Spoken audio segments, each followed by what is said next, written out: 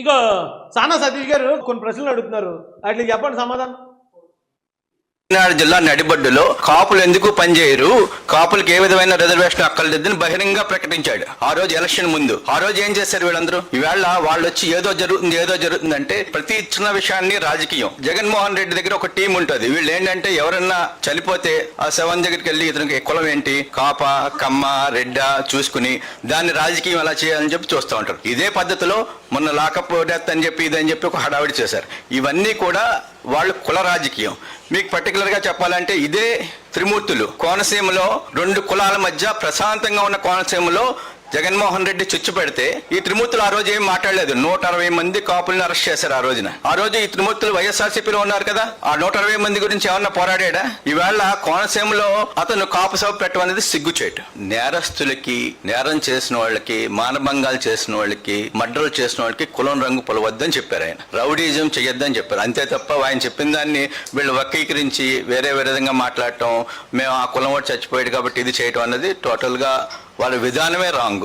జగన్మోహన్ రెడ్డి కాకినాడ ఏమంటారు? ఆయన చెప్పిన దానికి సమాధానం చెప్పండి. ఇప్పుడు సానా సతీష్ గారు కూడా కాస్ట్ బై కాపే కదా, అందుకని ఆయన ఏమన్నా ఆయనతో పాటు కాపుల మీటింగ్ పెట్టండి, కాపుల సభలు పెట్టండి అని చంద్రబాబు నాయుడు గారు ఏమన్నా ఆయనకు ఆదేశాలు ఇచ్చారా? లేదా ఒక బీసీ నాయకుడిని పిలిచి, ఒక అచ్చెన్నాయుడు గారినో లేకపోతే ఒక అయ్యన పత్రుడు గారిని పిలిచి మీరందరూ బీసీ సంఘాలు, బీసీ కులాలతో ఏకమై బీసీ కులాల మీటింగ్ పెట్టండి అన్నారా?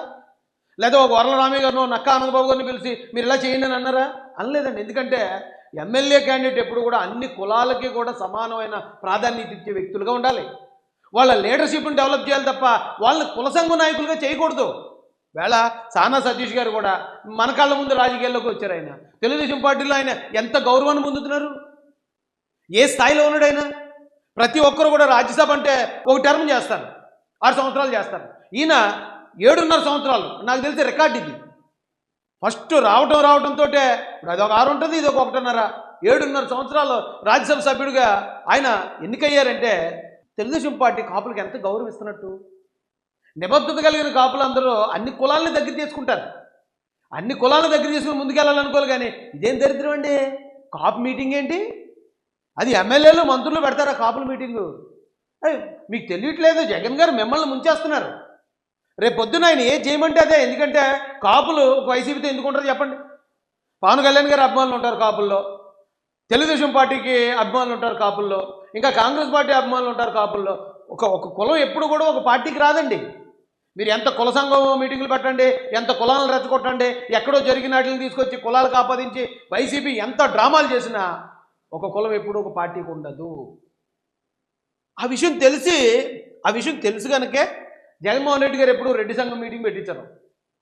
అంటే మా జగన్మోహన్ రెడ్డి గారు మన రెడ్డి కులం నుంచి ఓ ముఖ్యమంత్రి అయ్యాడు కదా, రెడ్లందరూ కూడా వైసీపీలో ఉండాలని ఎప్పుడైనా మీటింగ్ పెట్టించారా? అలా ఓ మీటింగ్ పెట్టిస్తే ఒకవేళ రెడ్లందరూ సరే అయితే మనోడని ఎత్తారేమో, కానీ మిగతా వాళ్ళందరూ వదిలేస్తారు. ఇది రెడ్ల పార్టీలా ఉంది, అయితే రెడ్లే కొట్టేస్తారులే, మరి మేమెందుకులే అని చెప్పి ఆగిపోతారండి. ఇప్పుడు ఈ కాపు లీడర్స్ ఎవరైతే ఉన్నారో, రండి కాపులందరూ మనం కలిసి ఉందామంటే రేపు పొద్దున్న మీకు బీసీలు ఎస్సీలు అక్కడ ఉన్నవాళ్ళు మీకు ఎమ్మెల్యేలుగా మీరు పోటీ చేస్తే మీకు ఎందుకు ఓట్లు వేయాలి? అరే ఈ చిన్న లాజిక్ ఎందుకు అర్థం చేసుకోలేకపోతున్నారండి మీరు? మీకు అర్థం కావట్లేదు. అంటే అది కాపు ఆత్మీయ సభ కాదు, రాజకీయ నిరుద్యోగుల ఆర్తనాద సభ అని నేను చెప్తా. మీరు వాడు అక్కడ చూసిన వాళ్ళందరూ కూడా ఏం చెప్పారు, బయటకు వచ్చి ఏం ప్రాబ్లం ఉందని చెప్పారు. ఇదే నాయకులు వైఎస్ఆర్సీపీలో మేము ఈడబ్ల్యూఎస్ రిజర్వేషన్ తీసేస్తున్నానని చెప్పి జగన్ అన్నప్పుడు వీళ్ళు ఏమీ మాట్లాడలేదు. అటువంటి వాళ్ళు మేము 2014-19లో కాపు భవనాలకు గాను ప్రత్యేకంగా 27 కాపు భవనాలకి ముఖ్యమంత్రి చంద్రబాబు నాయుడు గారు రాష్ట్రం అంతటా కూడా పనులు ప్రారంభించి 80% పనులు 2019 వరకు అవగొట్టితే కతిమా 20% పనులు అవగొట్టకుండా వైఎస్ఆర్సీపీ గవర్నమెంట్ ఆ టైంలో ఏ విధంగా ముందుకు తీసుకెళ్ళాలని ఆపినప్పుడు ఈ కాపు నాయకులు ఏం చేశారు? ఈ రోజు వీళ్ళందరూ వచ్చి మేము కాపులకి సరిగ్గా జరగట్లేదు అంటానికి కారణం ఏంటంటే వాడు రాజకీయంగా ఏదో లబ్ధి పొందాలన్న ఉద్దేశంతో చేస్తుంది తప్ప ఇది పర్టికులర్ గా ఏదో కాపుల మీద ప్రేమతో చేస్తుంది కాదని చెప్పి మేము చెప్తున్నాం. అయితే వైసీపీలో ఉన్న కాపులందరికీ కూడా ఇప్పుడు అక్కడ మీటింగ్లో ఉన్న ప్రతి ఒక్కరు కూడా రాజకీయ భవిష్యత్తు కథం. వారు ఎక్కడ ఎమ్మెల్యేలుగా పోటీ చేసినా ఇతర కులాలు వాళ్ళకి ఓటు వేయడానికి 1కి 10 సార్లు ఆలోచిస్తారు. వీళ్ళేమో ఇలా కుల సంఘం పేరు చెప్పి మా కులం అని చెప్పి వీళ్ళు కులాల వారీగా జనాలు ఎడగొడుతున్నారు. రేపు వీళ్ళకి ఓటు వేస్తే మనకి ఏం న్యాయం చేస్తారనే అనుమానం ఆల్రెడీ ప్రజలందరిలోనే వచ్చిందండి. నేను వాళ్ళు మరి ఎందుకు పెట్టుకున్నారు నాకు ఇప్పుడు కాపుల వనభోజనాలు పెడుతున్నారండి. అది ఒక ఆచారం, ఒక పండగ. ఆ పండగ రోజు కాపులందరూ కలవడం అనేది అందరూ యాక్సెప్ట్ చేస్తారు.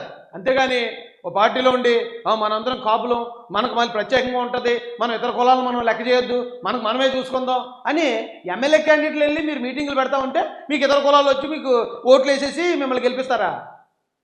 ఏం మాట్లాడుతున్నారా బాబు మీరు? ఆయన అడిగారు సానా సతీష్ గారు, చెప్పండి సమాధానం దాన్ని చెప్పండి. ఆయన కాపుల రిజర్వేషన్ ఏమన్నాడు, కాపులకు సంబంధించి కాపు కార్పొరేషన్ నిధులు ఎలా ఎగ్గొట్టాడో ఆయన చూశారు. కాపులకు ఏది చేయని జగన్మోహన్ రెడ్డి గారు ఈవేళ కాపులు ఏదో ఉద్ధరించేస్తారని చెప్పి మీరు వచ్చి మీటింగ్ పెడితే ఆయనకి ఉద్ధరించడం లేదు తెలియదు, కానీ మీ బతుకులు మొత్తం బస్ స్టాండ్ అయిపోయాయి.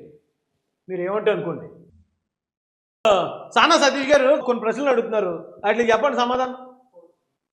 కాకినాడ జిల్లా నడిబొడ్డులో కాపులు ఎందుకు పనిచేయరు, కాపులకు ఏ విధమైన రిజర్వేషన్ అక్కర్లేదని బహిరంగ ప్రకటించాడు ఆ రోజు ఎలక్షన్ ముందు. ఆ రోజు ఏం చేశారు వీళ్ళందరూ? ఈవేళ వాళ్ళు వచ్చి ఏదో జరుగుతుంది అంటే ప్రతి చిన్న విషయాన్ని రాజకీయం. జగన్మోహన్ రెడ్డి దగ్గర ఒక టీం ఉంటుంది. వీళ్ళు ఏంటంటే ఎవరన్నా చనిపోతే ఆ శవం దగ్గరికి వెళ్ళి ఇతనికి కులం ఏంటి, కాప కమ్మ రెడ్డ చూసుకుని దాన్ని రాజకీయం ఎలా చేయాలని చెప్పి చూస్తూ ఉంటారు. ఇదే పద్ధతిలో మొన్న లాకప్ డెత్ అని చెప్పి ఇదని చెప్పి ఒక హడావిడి చేశారు.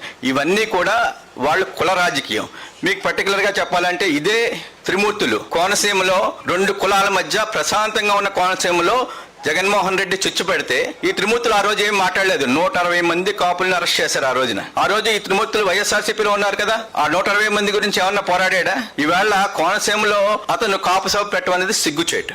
నేరస్తులకి, నేరం చేసిన వాళ్ళకి, మానభంగాలు చేసిన వాళ్ళకి, మర్డర్లు చేసిన వాళ్ళకి కులం రంగు పొలవద్దని చెప్పారు ఆయన. రౌడీజం చెయ్యొద్దని చెప్పారు. అంతే తప్ప ఆయన చెప్పిన దాన్ని వీళ్ళు వక్రీకరించి వేరే విధంగా మాట్లాడటం, మేము ఆ కులం వాడు చచ్చిపోయాడు కాబట్టి ఇది చేయటం అన్నది టోటల్ గా వాళ్ళ విధానమే రాంగ్. జగన్మోహన్ రెడ్డి కాకినాడ ఏమంటారు? ఆయన చెప్పిన దానికి సమాధానం చెప్పండి. ఇప్పుడు సానా సతీష్ గారు కూడా కాస్ట్ బై కాపే కదా, అందుకని ఆయన ఏమన్నా ఆయనతో పాటు కాపుల మీటింగ్ పెట్టండి, కాపుల సభలు పెట్టండి అని చంద్రబాబు నాయుడు గారు ఏమన్నా ఆయనకు ఆదేశాలు ఇచ్చారా? లేదా ఒక బీసీ నాయకుడిని పిలిచి, ఒక అచ్చెన్నాయుడు గారినో లేకపోతే ఒక అయ్యన పత్రుడు గారిని పిలిచి మీరందరూ బీసీ సంఘాలు, బీసీ కులాలతో ఏకమై బీసీ కులాల మీటింగ్ పెట్టండి అన్నారా? లేదా ఒక వరల రామయ్య గారినో నక్కా ఆనందబాబు గారిని పిలిచి మీరు ఇలా చేయండి అని అన్నారా? అనలేదండి. ఎందుకంటే ఎమ్మెల్యే క్యాండిడేట్ ఎప్పుడు కూడా అన్ని కులాలకి కూడా సమానమైన ప్రాధాన్యత ఇచ్చే వ్యక్తులుగా ఉండాలి. వాళ్ళ లీడర్షిప్ని డెవలప్ చేయాలి తప్ప వాళ్ళని కుల సంఘ నాయకులుగా చేయకూడదు. వేళ సానా సతీష్ గారు కూడా మన కళ్ళ ముందు రాజకీయాల్లోకి వచ్చారు. ఆయన తెలుగుదేశం పార్టీలో ఆయన ఎంత గౌరవాన్ని పొందుతున్నారు, ఏ స్థాయిలో ఉన్నాడు ఆయన. ప్రతి ఒక్కరు కూడా రాజ్యసభ అంటే ఒక టర్మ్ చేస్తారు, 6 సంవత్సరాలు చేస్తారు. ఈయన 7.5 సంవత్సరాలు, నాకు తెలిసి రికార్డు ఇది. ఫస్ట్ రావడంతో ఇప్పుడు అదొక 6 ఉంటుంది, ఇది ఒక 1.5. 7.5 సంవత్సరాలు రాజ్యసభ సభ్యుడిగా ఆయన ఎన్నికయ్యారంటే తెలుగుదేశం పార్టీ కాపులకు ఎంత గౌరవిస్తున్నట్టు. నిబద్ధత కలిగిన కాపులందరూ అన్ని కులాలని దగ్గర తీసుకుంటారు, అన్ని కులాలను దగ్గర తీసుకుని ముందుకెళ్ళాలనుకోవాలి. కానీ ఇదేం దరిద్రం అండి, కాపు మీటింగ్ ఏంటి? అది ఎమ్మెల్యేలు మంత్రులు పెడతారా కాపుల మీటింగు? మీకు తెలియట్లేదు, జగన్ గారు మిమ్మల్ని ముంచేస్తున్నారు. రేపు పొద్దున ఆయన ఏం చేయమంటే అదే. ఎందుకంటే కాపులు ఒక వైసీపీతో ఎందుకు ఉంటారు చెప్పండి? పవన్ కళ్యాణ్ గారు అభిమానులు ఉంటారు కాపుల్లో, తెలుగుదేశం పార్టీకి అభిమానులు ఉంటారు కాపుల్లో, ఇంకా కాంగ్రెస్ పార్టీ అభిమానులు ఉంటారు కాపుల్లో. ఒక కులం ఎప్పుడు కూడా ఒక పార్టీకి రాదండి. మీరు ఎంత కుల సంఘం మీటింగులు పెట్టండి, ఎంత కులాలను రెచ్చగొట్టండి, ఎక్కడో జరిగిన వాటిని తీసుకొచ్చి కులాలకు ఆపాదించి వైసీపీ ఎంత డ్రామాలు చేసినా ఒక కులం ఎప్పుడు ఒక పార్టీకి ఉండదు. ఆ విషయం తెలుసు కనుకే జగన్మోహన్ రెడ్డి గారు ఎప్పుడు రెడ్డి సంఘం మీటింగ్ పెట్టించారు. అంటే జగన్మోహన్ రెడ్డి గారు మన రెడ్డి కులం నుంచి ఓ ముఖ్యమంత్రి అయ్యాడు కదా, రెడ్లందరూ కూడా వైసీపీలో ఉండాలని ఎప్పుడైనా మీటింగ్ పెట్టించారా? అలా ఓ మీటింగ్ పెట్టిస్తే ఒకవేళ రెడ్లందరూ సరే అయితే మనోడని ఎత్తారేమో, కానీ మిగతా వాళ్ళందరూ వదిలేస్తారు. ఇది రెడ్ల పార్టీలా ఉంది, అయితే రెడ్లే కోటేస్తారులే, మరి మేమెందుకులే అని చెప్పి ఆగిపోతారండి. ఇప్పుడు ఈ కాపు లీడర్స్ ఎవరైతే ఉన్నారో, రండి కాపులందరూ మనం కలిసి ఉందామంటే రేపు పొద్దున్న మీకు బీసీలు ఎస్సీలు అక్కడ ఉన్నవాళ్ళు మీకు ఎమ్మెల్యేలుగా మీరు పోటీ చేస్తే మీకు ఎందుకు ఓట్లు వేయాలి? అరే ఈ చిన్న లాజిక్ ఎందుకు అర్థం చేసుకోలేకపోతున్నారండి మీరు? మీకు అర్థం కావట్లేదు. అంటే అది కాపు ఆత్మీయ సభ కాదు, రాజకీయ నిరుద్యోగుల ఆర్తనాద సభ అని నేను చెప్తా.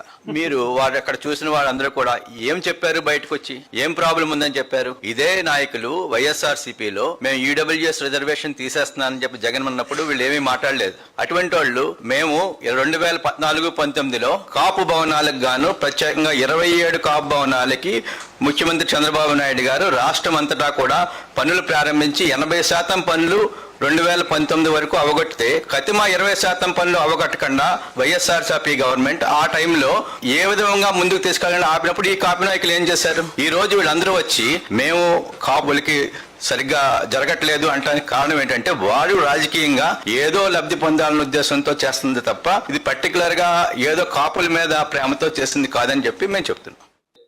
అయితే వైసీపీలో ఉన్న కాపులందరికీ కూడా ఇప్పుడు అక్కడ మీటింగ్లో ఉన్న ప్రతి ఒక్కరు కూడా రాజకీయ భవిష్యత్తు కథం.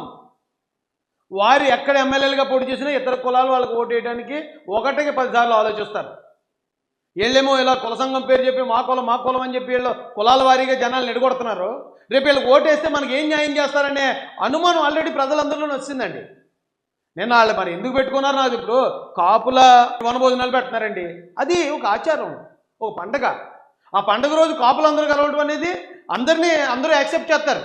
అంతేగాని ఓ పార్టీలో ఉండి మనందరం కాపులం, మనకు మళ్ళీ ప్రత్యేకంగా ఉంటుంది, మనం ఇతర కులాలను మనం లెక్క చేయొద్దు, మనమే చూసుకుందాం అని ఎమ్మెల్యే క్యాండిడేట్లు వెళ్ళి మీరు మీటింగులు పెడతా ఉంటే మీకు ఇతర కులాలు వచ్చి మీకు ఓట్లు వేసేసి మిమ్మల్ని గెలిపిస్తారా? ఏం మాట్లాడుతున్నారా బాబు మీరు? ఆయన అడిగారు సానా సతీష్ గారు, చెప్పండి సమాధానం దాన్ని చెప్పండి. ఆయన కాపుల రిజర్వేషన్ ఏమన్నాడు? కాపులకు సంబంధించి కాపు కార్పొరేషన్ నిధులు ఎలా ఎగ్గొట్టాడో ఆయన చూశారు. కాపులకు ఏది చేయని జగన్మోహన్ రెడ్డి గారు ఈవేళ కాపులు లేదో ఉద్ధరించేస్తారని చెప్పి మీరు వచ్చి మీటింగ్ పెడితే ఆయనకి ఉద్ధరింతాడు లేదు తెలియదు, కానీ మీ బతుకులు మొత్తం బస్టాండ్ అయిపోయాయి. మీరు ఏమంటే అనుకోండి.